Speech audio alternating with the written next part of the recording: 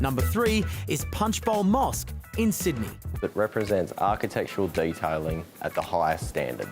The Punchbowl Mosque getting through to the final round really is a validation of the quality of the architecture in this project.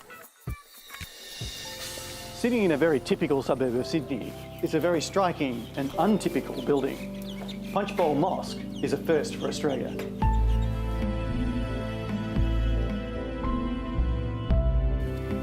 Adrian, it's a striking piece of architecture. How did Angela get the commission?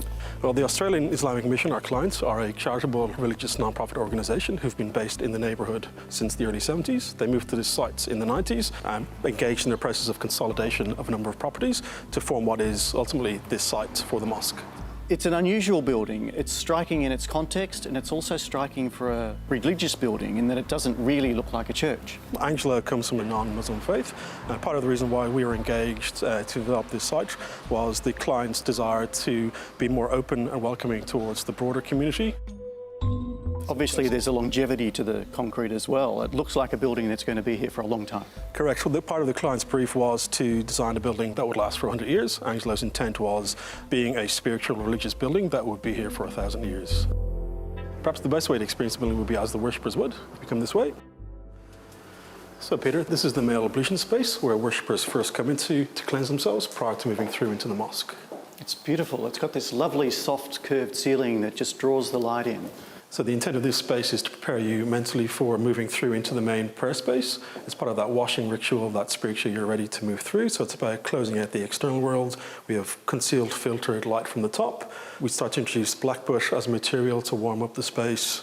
And I love the way these cleaning seats are very much based on a traditional pattern of seating in any mosque that you would find in the Arab world. And once the worshipper has bathed, they're then permitted to enter the main space. Yes, so they pass through this compressed area through into the main prayer space. Wow, it's really low, isn't it? Yes. Like you really feel like the building's sucking you in. Absolutely. So we've intentionally created this quite compressed space, again, to settle you as you move through into the larger mosque space. Wow.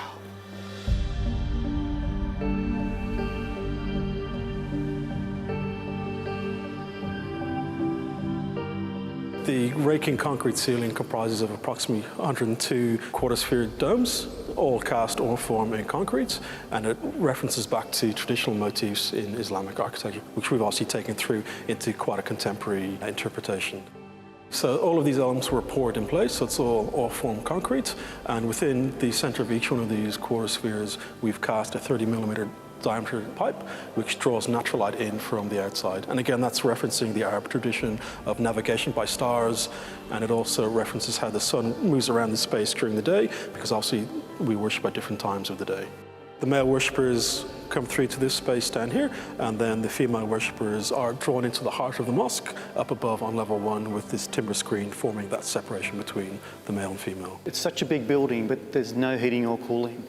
It's all done by natural ventilation and by the use of basically people moving through the space. Absolutely. So we draw all the warm air from this space where it's being generated, and it gets sucked up out through the minaret, through those gills, and also through the dome, which has fixed trickle vents to allow the heat to escape. So Adrian, for what appears to be a relatively simple building, there are actually moments of craftsmanship.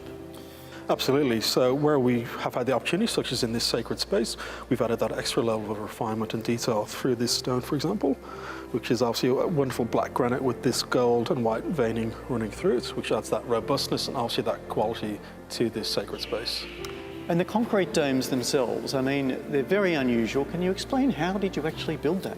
In order to cast the forms, we created individual fiberglass molds for each of the 102 sculpted forms, and then it was all poured on site by the builder. And it really is a testament to the builder that they managed to pull off such a complex task with such an incredible outcome. I've never seen a ceiling like it. It is a very unique design, and it's been crafted and built to an incredibly high degree. So from our point of view, it's an amazing outcome. And possibly the only one in the world. I would expect so, yeah.